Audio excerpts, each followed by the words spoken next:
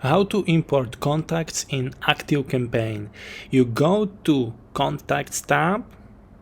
Here you click on Import, and then you can either import it from a file, CSV, like from your previous autoresponder, for example, and then you just click on Import.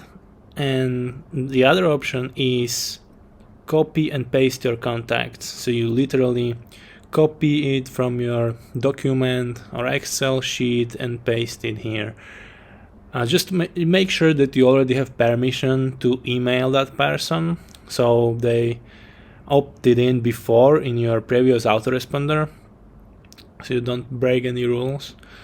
And that's it. Like the video if you got value from it. So let me know in the comments what would you like to see in the next video. Make sure you subscribe so you don't miss out on upcoming videos how to master your email marketing.